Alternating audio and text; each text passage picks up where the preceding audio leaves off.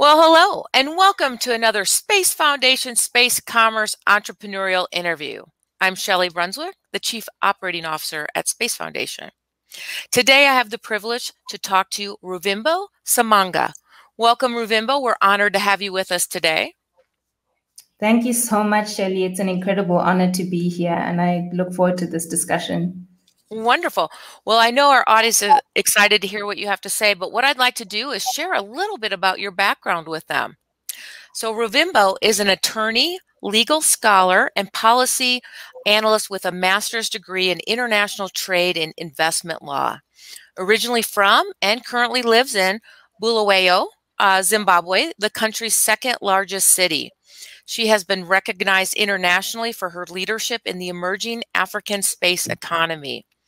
So one of the things I did want to highlight, Ruvimbo, was you took part in the first African team and winner of the 2018 International Manfred Lachs Space Law Moot Competition, which dealt with planetary defense issues and liability for damages caused in outer space.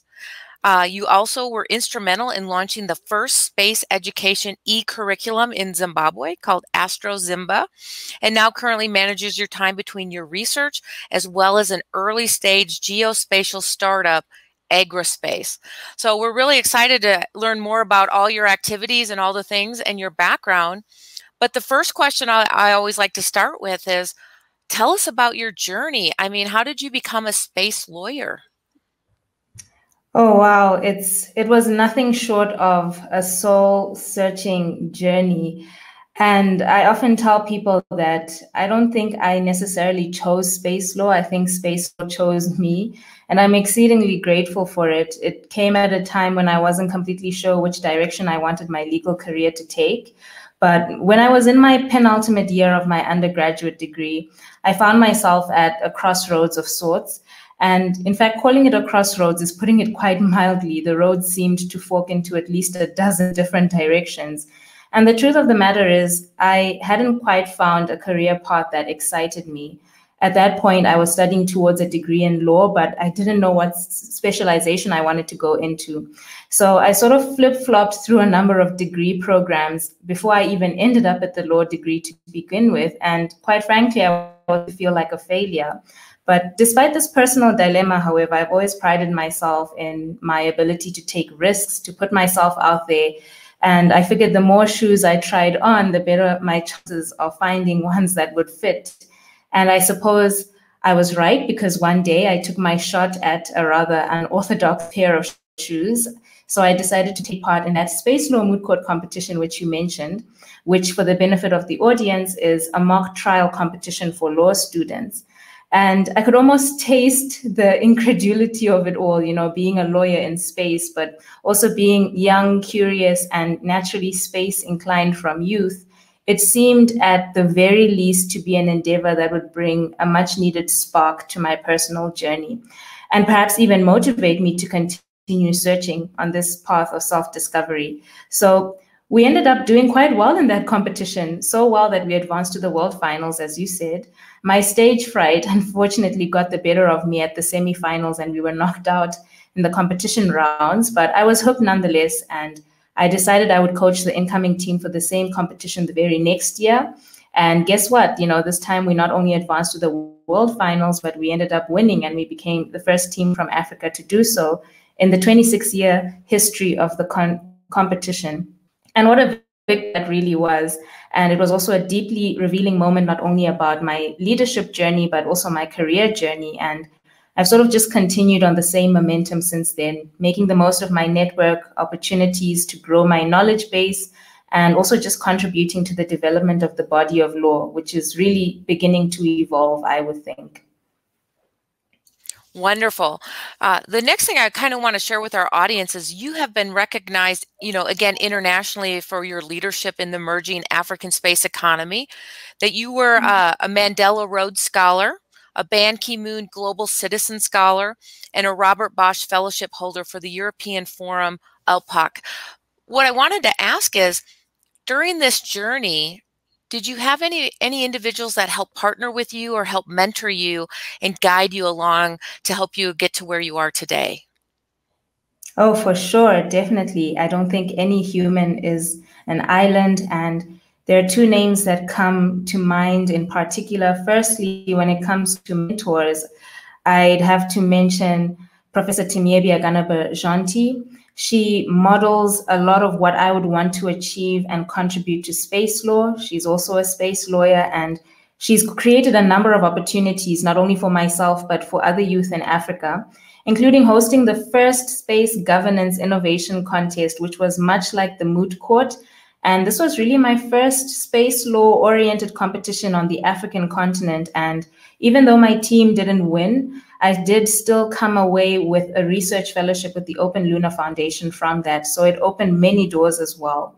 When it comes to partners, I think of my current partner, Juliana Rotola, who is also a space lawyer, and she's done a great deal in sharing her unique experience from the European space industry with me. And apart from being a great friend, I think we make a very great team as well. We're so fortunate to have met during the Open Luna Foundation Fellowship, and we decided then to embark on a blog and podcast initiative together, which was supported by the foundation as well. And through this initiative, we release fortnightly episodes on various themes relating to lunar settlement and development, and generally all exploration of our planet's closest heavenly neighbor. We've also just recently been selected by the International Astronautical Federation for this year's next generation plenary for the IAC, which is a highly competitive program.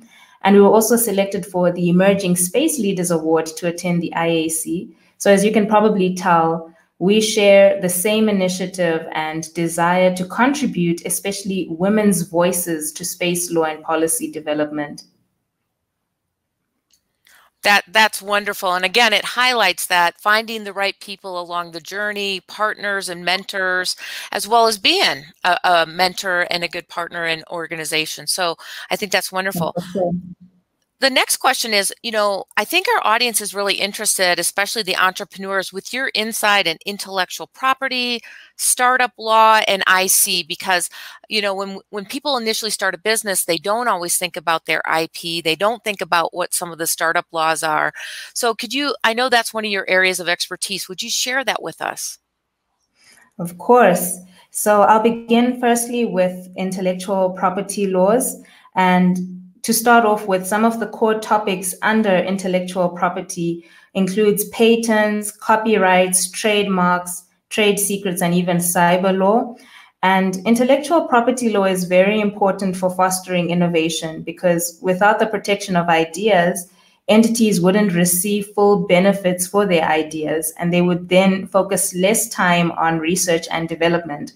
As we know, research and development is the basis of any industry, especially the space industry. So we do need it to develop powerful insights.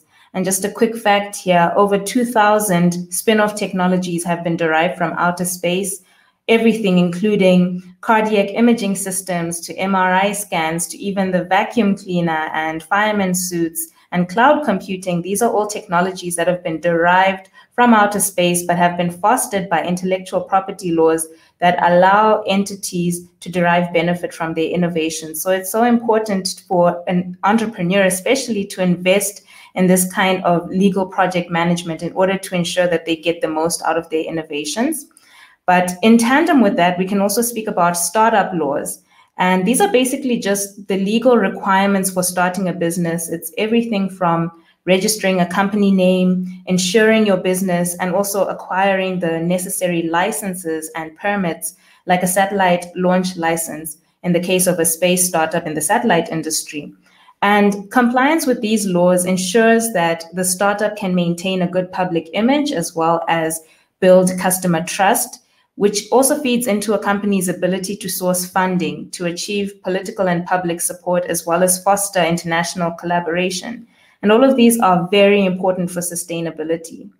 But just to briefly touch on ICT laws as well, this is otherwise known as technology laws or legal informatics. And these are the rules governing the dissemination of data. And data is going to be very important in a future digital or knowledge-driven economy. So having data policies as part of your enterprise is very important. ICT laws help us basically manage and maintain the value, the accuracy, the correctness, the relevance, timeliness, and especially the safety of information that we generate and share through ICT systems like satellites. And ICT obviously poses new and complex challenges, which obviously require novel legal responses. So all of these work hand in hand. You'll find in enterprise, most business blockages are actually due to a lack of regulatory compliance. So as I said before, a strong legal project management is vital to ensure your entity has a strategic policy roadmap, which is a must for entrepreneurial success, I believe. Well, that's excellent. Now, let me follow that up with, what are some of the biggest challenges you see entrepreneurs encounter in your experience? Oh, I would speak from a developing country context, but I think it would go across the board, and that is access, whether that's access to funding, access to education, or access to policy support. All of these three are, I think, and I can't emphasize enough, especially in the context of democratization of space, why we need to improve development finance, educational awareness and opportunities, as well as regional collaboration. These are all important in order to share the benefits and the costs as well. So enterprise is really a communal effort. At the end of the day, it's an ecosystem that requires a conglomeration of different stakeholder efforts. But I believe in the context of Africa, Africa has the unique challenge of having first world needs that need to be addressed with third world tools, unfortunately. So keeping with the rest of the global economy can be quite difficult because the playing field isn't equal. And this is another challenge that most entrepreneurs face, which is entering an unequal playing field. But this doesn't mean that Africa doesn't have anything to offer. It's just a matter of gauging what is your trade-off and what can you offer the next person. We have the blessing of a resilient population, and a lot has been achieved on the continent despite the lack of resources. And Africa is a continent which is rich with experience and culture. And as a result, our research output is particularly unique. So for instance, my research at the Open Luna Foundation looks at drawing lessons from the African extractive industry in order to develop an economic framework for in-situ resource utilization on the moon, or space mining. So in future, I think entrepreneurs need to understand, what is the value that I'm contributing? What can I contribute to the next person? Because at the end of the day, entrepreneurship is identifying a problem and solving that problem, and then placing financial resources and taking on risk to solve that problem. And in the context of Africa, then, when we consider bilateral and multilateral partnerships in the future, we may not be able to provide technology. We need technology transfer, but we can trade off with research, which is still a vital aspect for growth in the space industry. That's really insightful and helpful for our global audience watching us today. What I do want to ask you is, what has been some of your biggest challenges and how did you overcome them? My biggest challenges, I suppose, for myself and for most entrepreneurs, the biggest challenge would be quantifying risk. And I think that also feeds into a challenge of a lack of project management. An entrepreneur, as I said, at the end of the day, is someone who spots a problem that needs to be solved, and they spend time and money to start and manage a business. So they're harnessing resources and they're taking on financial risk in order to derive a profit. Of course, the higher the risk, the higher the profit, spanning across all industries. So it's important to calculate your risk. At the end of the day, risk perception is something I've honestly struggled with.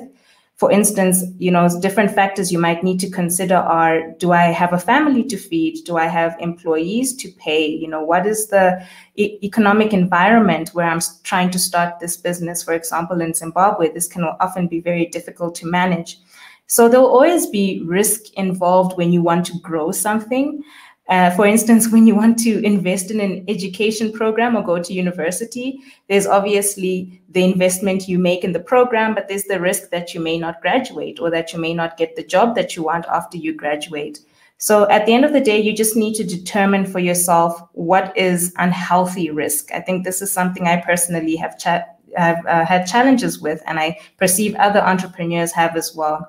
And quantifying your risk or quantifying what unhealthy risk is really just goes down to how much knowledge you have around what you're doing. So it's important you make sure to educate yourself on what you're getting yourself into. So for instance, are you willing to put so much into Bitcoin or Dogecoin?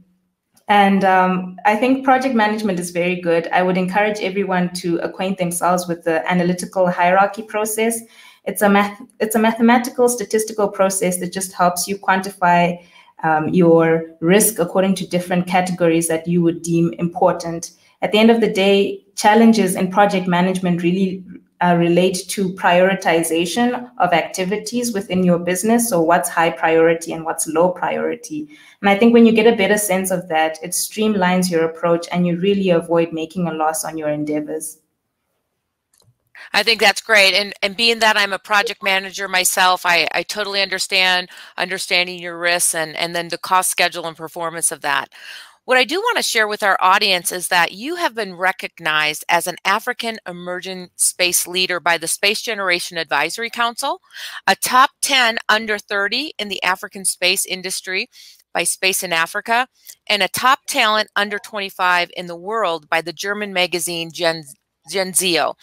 So with those wonderful accolades and well-deserved, what I want to ask you is, what are some of your biggest successes? Oh, wow. Those are definitely some of them. But I think at the top of the list, I would say, aside from the Space Law Moot Court victory, it would be becoming a research fellow at the United Nations Economic Commission for Africa, simply because I've always had a dream to work for the UN since I was at least 10 years old. And this year, I finally got to work on a research survey on the integration of geographic information systems and statistical information in Zimbabwe to the creation of a regional policy framework for Africa. But aside from that, in academia, as you already mentioned, I've been privileged to receive a number of scholarships. One additional one, which I might not have mentioned already, was that I was selected by the American Institute of Aeronautics and Astronautics for the inaugural Space Traffic Management Diverse Dozen cohort, which is a cohort for STM advocates from around the world. I've also received a number of awards. The most outstanding being the recognition of being one of the top 10 professionals under 30 in the African space industry by Space in Africa, as well as receiving the African Space Leaders Award from the Space Generation Advisory Council. And as you already mentioned, Top Talents Under 25, and as well the Emerging Space Leaders Award. But I think the biggest success in a nutshell at the end of the day is just defying the multiple odds to pursue this career. Wonderful.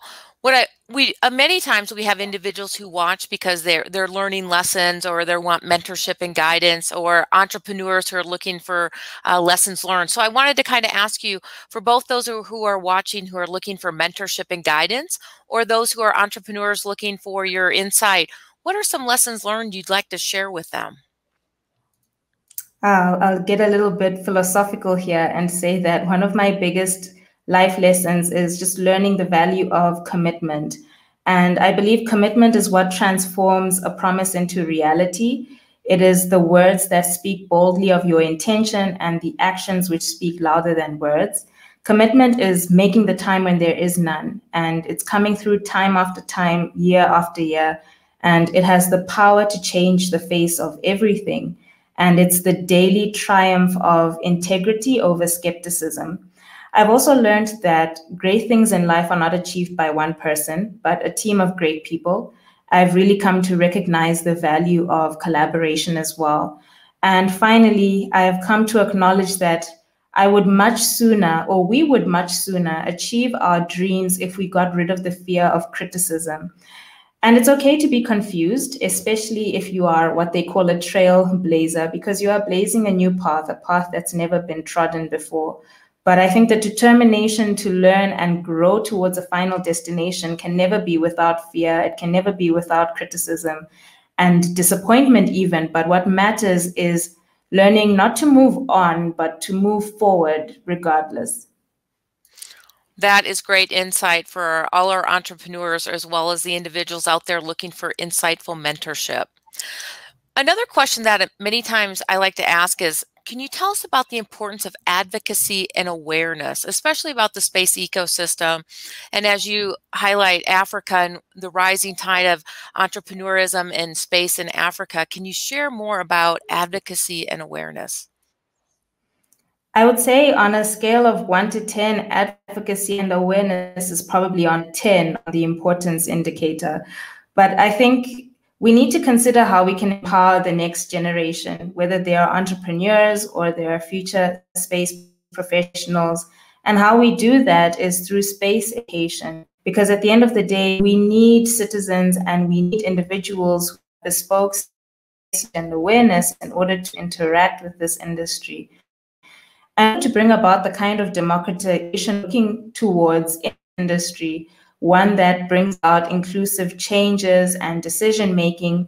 We need to develop a community of individuals who are informed not only about the impact of the space industry on the economy, but also on their daily lives. And I'll give here a short little anecdote of space junk, which fell in Zimbabwean territory not too long ago. And for the life of us, a lot of people had no complete idea what it was. And if this had caused any damage to property or to person, people might not have the legal recourse to take. You know, another example is the fact that the International Space Station frequently flies over Zimbabwe. But the first time I actually saw it from Zimbabwean territory, I was quite shocked at how it really just looked like a plane, you know, flying above. It was a small white orb, and if it weren't for the speed of it, I might not have known it was anything other than a plane.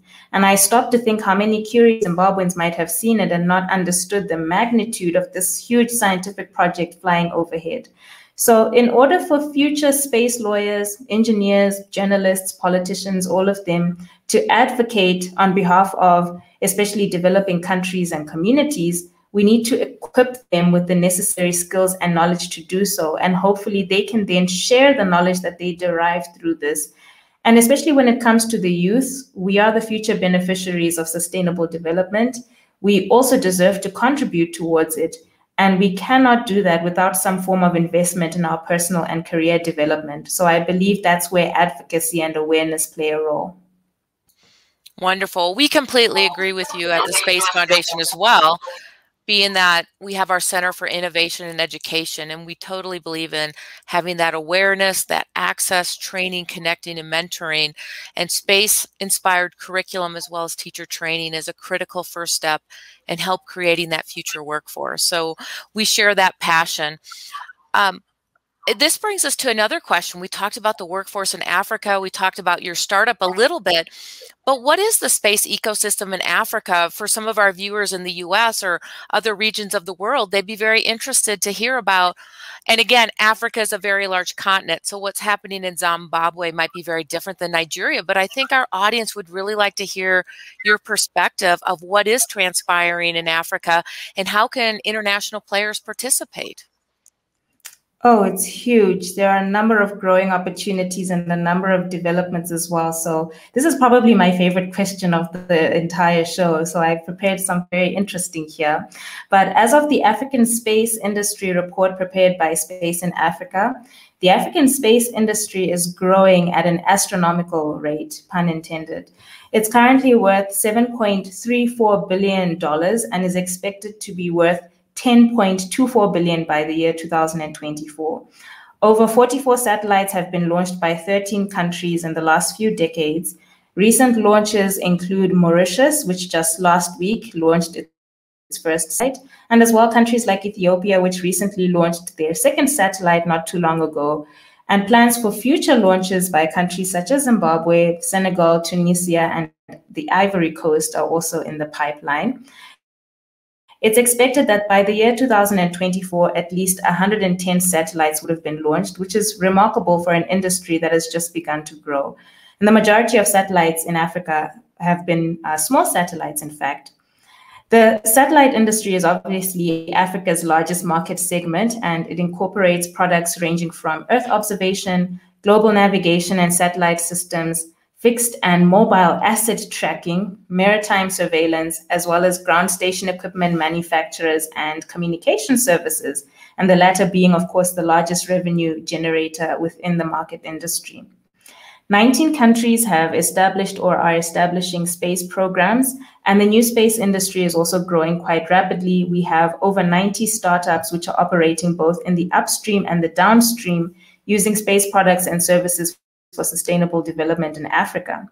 With all of this activity and to coordinate the activities of all of these burgeoning stakeholders, the African Union Commission is actually establishing the African Space Agency, which will coordinate all of the different regions and initiatives. And this agency is expected to be hosted in Cairo, Egypt by the year 2022. And it will support other existing regional initiatives, which also include the largest radio telescope array in the whole world, called the Square Kilometre Array, an international partnership being hosted in South Africa as well as Australia. And on the international collaboration front, one of the largest projects we have is the GMES and Africa project. This is a 30 million euro program between the European Union and the African Union to basically expand Earth observation-based services on the continent. And concerning regional collaboration, we also have the ARM constellation, or the Africa Resource Management Constellation, which is a satellite constellation owned by Nigeria, Algeria, Morocco, and South Africa, and basically hopes to use Earth observation again for sustainable development. So there are a number of things happening on the continent, and I'm exceedingly excited to see also how we delve into lunar exploration and extraplanetary exploration as well, because these are other developing fields in the African space industry. So I'll definitely say it's an industry to watch in the next few years. That's fascinating and wonderful to hear. And I do know the African Space Agency, they're trying to have their first conference. I think it's now been rescheduled to September. So hopefully the Space Foundation will be there as a participant and a speaker as well. So lots of great things happening. Is there anything else you'd like to share with our audience? Definitely. And I'll close off by saying that being an entrepreneur is crucial for the economy. Not only are you creating jobs and also enhancing your personal freedom, at the end of the day, you are essentially a social impact, and that requires you to be very intentional about your entrepreneurial journey. And I think we should all aspire to be lifelong learners. The world is changing by the day, and that requires us to stay up to date with developing trends. So we need to reskill and upskill consistently and constantly. And technology is the future of humanity at the end of the day. And the space industry really represents one of the sectors that will dominate in this field. So as an entrepreneur, you need to consider how you can place yourself, your career, and even your business in a technologically oriented direction. So as a closing thought, consider future skills that might be important and relevant for you, whether that's in blockchain and data science, or even coding, which I've heard will be the language of the future and will be a job requirement, just as we're expected to know how to use Microsoft Word. But at the end of the day, just staying encouraged, staying within community, and staying passionate are really just all you need to keep going. And I really wish everyone the best on their entrepreneurial journey. Well, thank you, Ruvimbo. That was exciting. And we're honored you were joining us today to hear and learn more about what's taking place in space in Africa. We hope you'll come back and join us again. Absolutely. I'll be waiting for the next invite, and I'd absolutely love to. Perhaps we can talk about something else next time, perhaps space education or even just space law in a more in-depth way. But thank you so much for having me. I look forward to that. Well, the Space Foundation is passionate about space-inspired education as well as space law. So let's plan to have those conversations this fall. Perfect. I look forward to it. Wonderful. Well, for our audience, if you're interested in learning more about our Space Commerce program or watching other entrepreneurial webinars, go to our website at spacefoundation.org and check out our Space Commerce series. We want to thank you, and we look forward to seeing you again. There's a place for everyone in the new global space ecosystem.